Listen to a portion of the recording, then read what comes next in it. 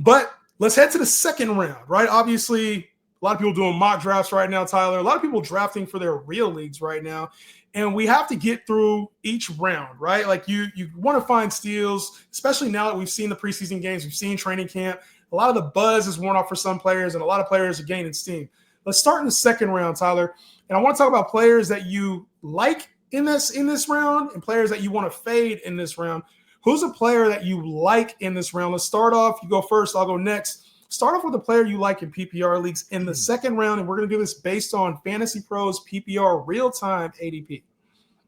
So second round is honestly, there's a lot of players that I like in the second round. So I guess it kind of depends on where you're drafting, because there's certain, if you're drafting in the early part of the round, like you're not, or if you're drafting in the later part of the round, you're not going to be able to get the guys that are going earlier. Like those guys rarely fall. So like a Brian Thomas Jr., Drake London, like those kind of guys just always go in the beginning. So I'll just say one of the guys that I like in the beginning of that round, like an early second, any of the, like, in my opinion, there's a top 15 players in fantasy football this year. There's like a top 6, like S tier, S plus tier, and then there's an S tier of 15. So like any of those guys that are in the second round, Brian Thomas Jr., Devon Achane, even with the injury right now, like I'd still take him at the very least pick 15, like third pick of the second round. Derrick Henry. So any of those guys like are must draft second round players. And then after you get after that, I know he's not technically, he's right on the cusp of going in the second round, but I'm still taking Ladd McConkey. Like Ladd McConkey deserves to be a second round player. He's the last of the elite wide receivers for me with Drake London, AJ Brown, that I would want to be my wide receiver one. And then after that, I think it's a big fall off, and I want to take another wide receiver till later in the draft. So for me personally, like Ladd McConkey is the one guy that I've planted my flag early in the season. Still on that. I don't care that 33-year-old Keenan Allen is here. I'm not worried whatsoever. Ladd McConkey broke out as a rookie, finishes at wide receiver one his rookie year. Excellent, elite. I'm going to say it, elite. You go look at Matt Harmon's reception perception, elite success rates against man, against press, against zone. Doesn't matter the coverage. He's just very good at getting open, and he's attached to one of the best quarterbacks and best passing quarterbacks in the NFL. So for me, Ladd McConkey is a smash that I would not be shocked if he's going in the first round next year in fantasy football.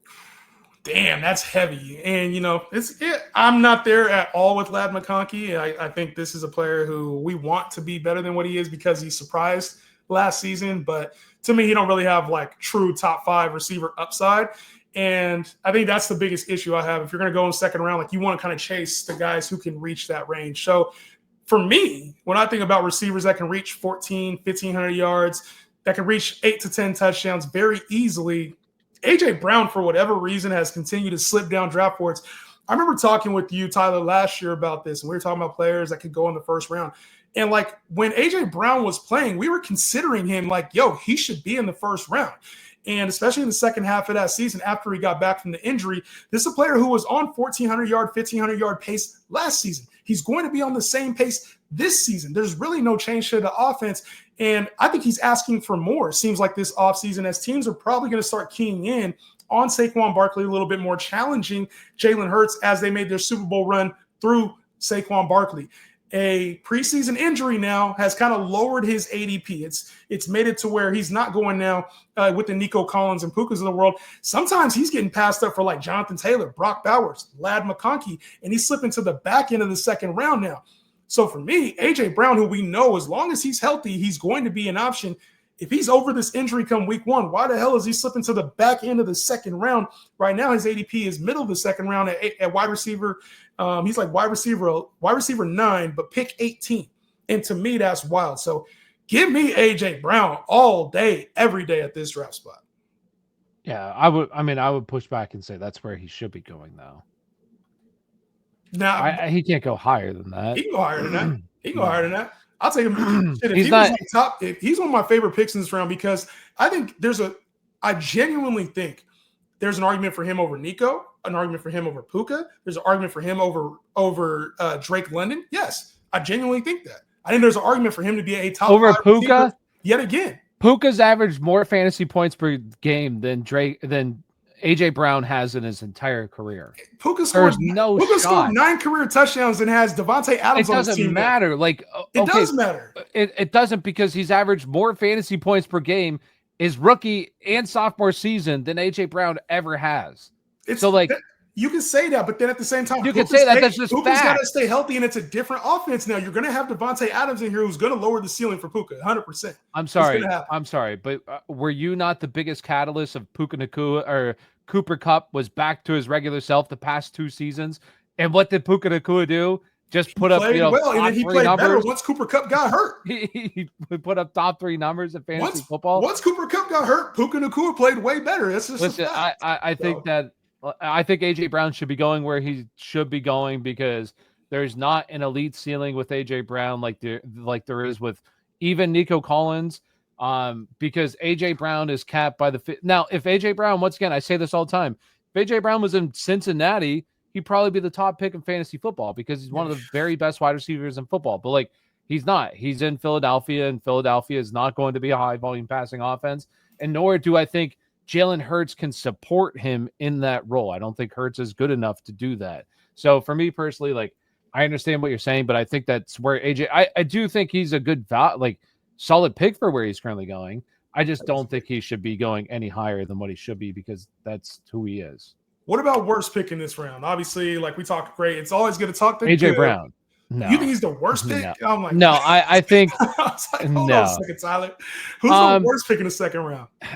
To be honest, I don't really even think there's a bad pick. If I had to say somebody, the one player that I would say, and it's not even like I fully think he's the worst pick. Like, it's okay. I'll just say Josh Jacobs. And the reason why Josh Jacobs is just because the routes aren't there like the other guys in this round. Like, so last year he was outside the top 30 in terms of route participation. He ran 25.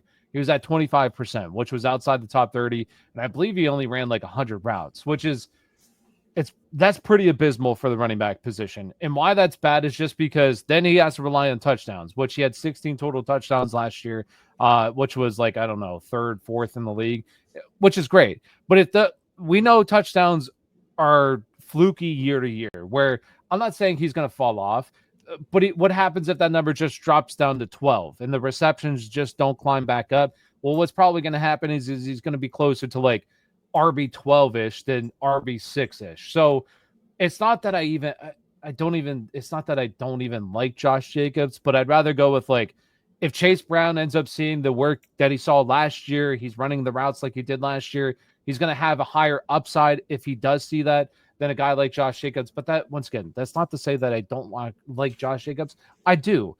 But if those touchdowns come down a little bit and he's not running more routes, then there could be an issue where he's just more of a very high-end RB2, a back-end RB1, than a mid RB1.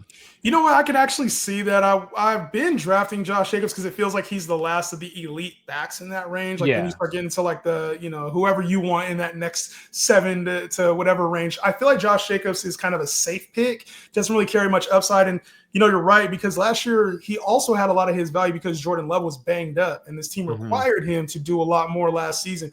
So I could actually see that how that could be a fade for you. But I don't think he's the worst pick in this range, especially because he goes kind of like back end of the second round. But one player that does go in the second round that I think is going way too high, especially for the lack of upside, really, is Josh Allen. Josh Allen, why is he going in the second round? Like, you can get Lamar in the second round, and I still would probably be like, it's a little early for quarterback, especially with the depth at the position, right? But you're chasing, like, I know he's been a top 3 quarterback pretty much since he broke out. He's been a top 3 quarterback for the last 4 or 5 years, whatever it's been now. But you're missing that same upside that you get with Lamar Jackson, because he was a player that averaged, 23 fantasy points a game. It's not like he was averaging 20, 25 fantasy points a game like he was in like he had that touchdown upside. James Cook came in and scored 16 touchdowns last year. And we're doing the same thing with Jalen Hurts. Jalen Hurts has now been knocked down to the QB4 because of the lack of touchdowns of Saquon Barkley. James Cook just got paid. So why are we not doing the same thing with Josh Allen, who may be around the 10 to 12 touchdown range, but you're kind of missing out on that elite ceiling he once had in the past? And I know you want to get an elite quarterback, one that can stay healthy, because Josh Allen's been as durable as they come. He's got the rocket arm. We know the weapons have upgraded over the years with Keon Coleman and Dalton Kincaid. But it's like you have to take him at Lamar Jackson cost, even over Lamar Jackson right now as the QB1, and he doesn't provide that same rushing upside. He really doesn't. He's not getting to 5,000 yards. He's probably not scoring 15 touchdowns anymore, and he's not going over 1,000 yards rushing, which Lamar has the threat for. So why is he going here in the second round? That's the part I have the biggest issue with. I think that you're going to take a quarterback in the second round. It has to be Lamar Jackson, and I still think that's early. Josh Allen, I think it's a bad pick here in the second round for those to take him. Yeah, I don't see him go that much in the second. I will say that. But I do see him going in the third a lot. I think he's, like you said, that there's a certain tier of players that have got to be off the board before I think he becomes a pretty good pick. I still even think he has good upside and a safe floor. So I think it's more like once you get closer to like mid third is where he should be going. But yeah, I want to take him in third. I still think there's a lot of really good options that are on the board. So I agree. I think he should be going closer to mid third personally. The difference between him and Lamar Jackson last year was the same difference between him and Jared Goff last year, points wise, 3 points a game. And it's I think both those guys should be going mid third personally. Yeah, it's to me, it's just kind of crazy, bro. I'm just like, I don't know. I know the talent and the name's been reliable. It's just I'm not getting with him. Like I said, he's going to 23rd pick right now according to Fantasy Pro. So let us know your guys' thoughts on our best picks and worst picks of the third round.